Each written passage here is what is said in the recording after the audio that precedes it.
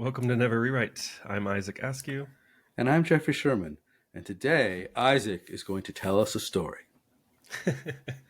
So, this is a story unrelated to our podcast, but it is just hilarious enough coming from a paranoid tech person It's a to funny share. Friday.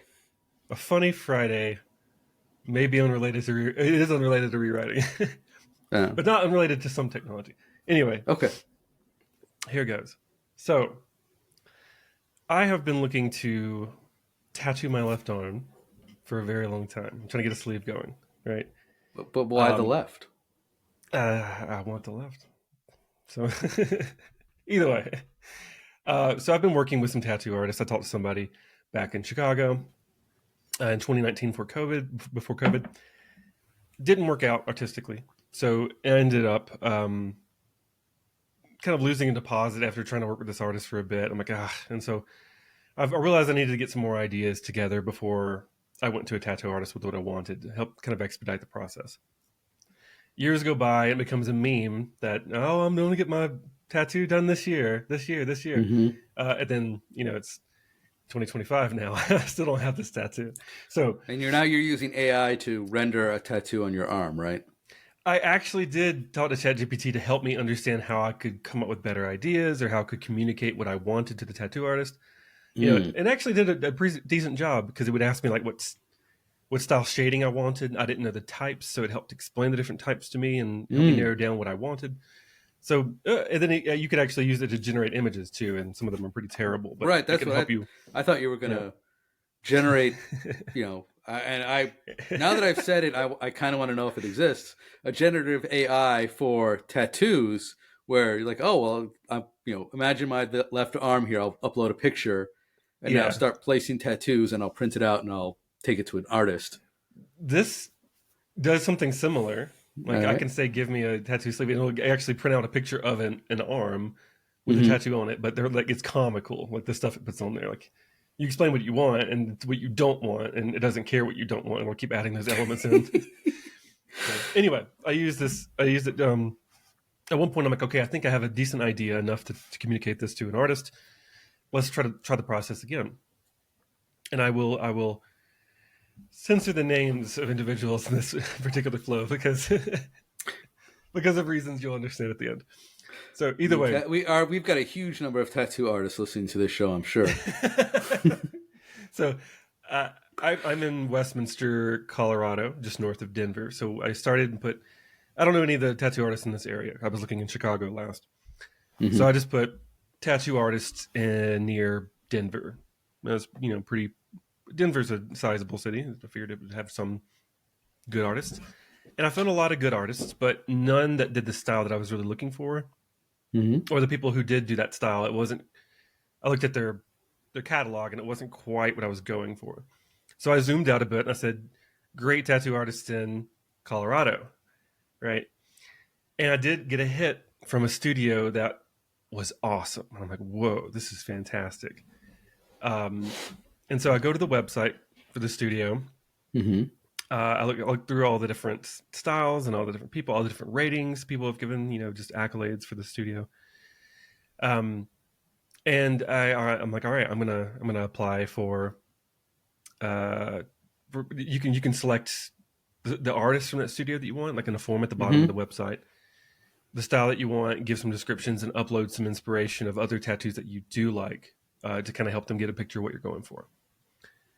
So I fill that out, hit submit, and then a short time later, like maybe a day or so, I get word back that, hey, one of the tattoo artists here, really loves your idea. Can we get on a phone call and chat about this? And I'm like, sure. That's exciting. That was a fast turnaround. Great. So I get on the call with this person, and he's excited, and he's like, well, do you know anything about this studio and this artist? And I'm like, not really. I was just kind of on Google looking around. And they're like, well, this person is like world famous. Like you found somebody, like you should look them up. Like outside of this website, you should look up like their Wikipedia page. I'm like, oh. All right. So this person, and I won't give into too many details about like them until a later episode for a follow up episode. Well, you'll have to show off what they did, or maybe you're not Yeah. hiring them. So they said, this person's famous. They really loved your idea, and we'd love to book you at some point. They're not going to be free in the next. They have a huge backlog, but we might be able to get you in at the end of March because there could be 2 cancellations at the end of March, maybe. Well, And I'm like, well, I'm game for that, but they are quite expensive, and we do need to half the deposit down first. And I'm like, all right, well, hey, send me the follow up email on all this. At the time I had to go to an appointment, and he's like, sounds good. So I go to the appointment, get back. I get an email, and they're like, here's all the things we want from you. Like, here's some examples of this. Put some examples of this person's work that you did like, you didn't like. Again, like more stuff to kind of help the artist out. Mm-hmm. And at the very end of it, with the order of thousands of dollars of a deposit. Well, I know where the paranoid part of my brain is going. Yes. To a PayPal account. Here's the PayPal account here. Mm-hmm. And be sure to choose the friends and family option, and take a screenshot of the payment. And I'm like, I work in finance currently, so I was like, okay, this is some red flag stuff. And so I'm like, I look it up. I'm like, what is friends and family option? And that's the option you select that does not give you buyer protection for in case of fraud. And I'm like, oh my God, I was so excited about this artist. I realized they were famous. And I'm like, okay, this is kind of coming together as like, okay, we selected you, you're so special. They loved your idea. We just need you to give us money quickly and take a screenshot of it and disable fraud protection with this particular option. Everything. I'm like, and so I raise an eyebrow that I see it comes from a different domain name than the one that I applied to. It's still a related domain name, but a different. And I could see my original request got forwarded from the original domain to this person. And I start doing some interesting things. And then the phone call came from out of state, came from a different location. It came from like Illinois instead of expected Colorado. And I'm like, okay, all this is getting that doesn't mean weird. anything these days. Not necessarily, but I was expecting to hear from the studio itself, maybe. Oh, so either way, right? That's a yellow flag, but not a red flag. Exactly. Yeah. And so a lot of interesting flags, green flags, a lot of flags, green, yellow, and red. Actually, so this process popped up, and to the point where I'm like, okay, well, this is risky. It actually did like reverse look up on the phone number to see if that person worked there. Did a reverse look up on the domains to see how old the domains were, both domains, and they were both pretty old. It wasn't like a fraudulent person tried to play middleman in between the request to this famous person or something like that. But I was doing a lot of research trying to figure it out. And so I'm like, I'm finally just going to call the studio. That's what I was about to say. Did you call? So I called the studio and said, hey, I talked to somebody who said I could get in with somebody who's, apparently quite booked, and that seems kind of rare. Does this person work there? And they were like, oh yeah, that's this person's manager that called you. And I'm like, do you know if they booked with someone named Isaac? Like, is this the same person essentially? Because I can't prove the person on the phone earlier was the same person they're talking about. They could be impersonating or whatever. Again, I was getting super paranoid with the whole process. And they were like, well, I don't have access to their schedule. They're that person's manager, but I could have them call you back. And so I respond to both, emails saying, hey, this PayPal method is not, it feels weird to me. Are there any other options I could pay with? And it would be great if you could call me back from the studio's number. And they call me back from the studio's number. But at this point, I'm spoof caller ID. It could be a spoof caller. And so I was like, I'm so like distrustful at this point. I'm trying to find a reason. So it's comical. And at one point, the guy's like, I could FaceTime you from the location. And I'm like, no, I don't know. And I'm just kind of like, I'm so weirded out by it. I'm talking to my friends too. And they're like, dude, this is a scam. And I'm like, maybe, but there's so many elements to this that actually are kind of real that if it's a scam, it is like the best scam. Right. Well, if it's a multi-$1,000 deposit, like it's a good scam. Right. I was just thinking you wouldn't like come to Because they're saying maybe we have cancellations in March, and then if not, we'll push you off till May or something, right? You'll be like 6 Yeah, months right. And before I'm just, you're like, well, I mean, think about it. Like they could keep going. Like, but by the time I could like pay for something, show up in a month, and they mm-hmm. go, "Who are you? You've never booked here," Yeah. So, but then I was just thinking, okay, well, let's pretend this site was somehow hacked.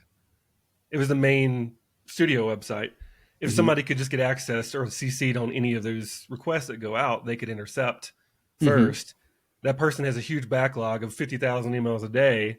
You get a couple and say, yeah, I'm, this person, and then make your own fake PayPal account, and then by the time you show up, you've been had, Right. Yeah, they're gone. And so again, like, we have to take all this kind of fraud stuff training every year for compliance anyway. Mm-hmm. So part of me is just like, this whole process is weird.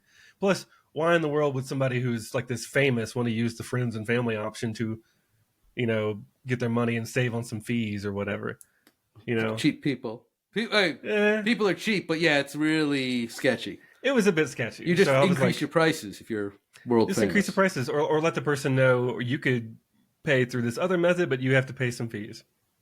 And, it could be a small amount of fees based on how much your tattoo could cost in the end. But anyway, so I respond back and I'm like, look, I would prefer, to meet this person in person before I put that kind of deposit down. And the guy's like, again, this guy is a celebrity. He's not just going to meet you. But I see what you're saying about, because he realizes it does come across as kind of scammy. And he's like, well, I'll tell you what, this is his manager. And he's like, I have a meeting with him tomorrow. Our tattoo shop is closed tomorrow, or I guess this wasn't tomorrow, but it was like a couple days later. It's closed that day. But if you come in, you can meet him. And I'm like, all right. Yeah, okay. And it's a fair distance away. Like it's everything in Colorado half a day is away from me. Yeah. And so I talked to Rebecca and I say, hey, do you want to, Rebecca's for listeners is my fiance. And so I talked to her and say, hey, do you want to hop on the Amtrak and let's just take an impromptu trip this weekend to go to the studio to prove this guy is not trying to scam me out of my money. And we're like, okay, we put the dog in daycare, and she's like, let's do it. So we go there, get a hotel for the night at this location. Again, I can't really give it away because you would know exactly. Sure. People who would Google the location would know exactly where it's at, or exactly what artist I'm talking about. Rather, we show up there, or rather, she has to work that day, and so I show up there at the tattoo place, and I meet the manager. And he takes me down, and I meet the celebrity tattoo artist. And it's all real. It is all real. It sounds is the scammiest sketchy, way. This is the scammiest way to try to get some business. Well, I find out this person they just took over as manager recently, and they're trying to restructure a bunch of stuff. And this was the artist's preferred method back in the day, and now they're a lot bigger, and there's a lot more requests, and there's like actual, legitimate reasons for them to still have done things in this old method, and they're just trying to get things organized now after a lot of disorganization. But I did get to meet the person in flesh, and I toggled throughout this entire process of like excited to no, I'm feeling like this is a scam again, to excited again, and just like I was so baffled when it turned out to be real and I actually got to meet this person who's been on television and like shoot the shit with them for 30 minutes before finally going, okay, I would like to book with you. Right. Now that I know it's real. Well, because you wanted to book with him before, you just weren't sure that he was really him. Right. And also, I didn't even know at the time that this person was famous enough to have their own Wikipedia page. So we'll see how it goes. In a couple of months, we'll have a follow-up episode, and we'll see if I get my my arm tattooed finally. But it was a pretty interesting series of events. Yes. For those of listeners who think Isaac is being paranoid, when I worked at a mortgage company, this exact scam was going on, and several people, like several of the people working at the mortgage company, their emails had been compromised, and so it would be getting to closing, and their things have been set up so to auto forward the information to a hacker, and then delete the email so that the person responsible for working the closing didn't know about it, and then that hacker would send the person the wiring information to their bank accounts. And remember, you're dealing with housing transactions. So this is like, okay, deposits. Yeah. The deposit of, $300, $400, $1 million is going to go to the wrong account. And the customers, because they told the bank to do it, and the customer is going to sit there, like they're at the closing table with the lawyers and everything else, and they're waiting, they're waiting for the wire to go through, and they're waiting and they're waiting and they're waiting. The bank's like, I did the wire, just like you said. And they're like, reading back the email that they had that seemed to come from our company, and like, yep, everything's good. I don't know why the other bank says they don't have it. Do they have it? No. And wired it straight to Nigeria, or wherever. And this happens. Totally, yeah. In fact, as we were buying our home this past April, there was like all kinds of emails about that kind of wire fraud scams, and make sure the number is calling is this number, and you have to have a number you can read back to them to prove whatever. And it was just like it was clear that there was just a lot of wire fraud going on. But even still, like we've seen, you can spoof phone numbers that are calling you. You can spoof email addresses, or do what you're talking about, where you hijack the email. Yeah, and in the world of AI coming up too, I imagine it will be voice and voices. Eventually, if you have enough pictures of somebody, you can have like a webcam set up projecting someone else's face and body on top of you and their voice. Like I've seen a demo of that, so it's going to get even weirder in the future.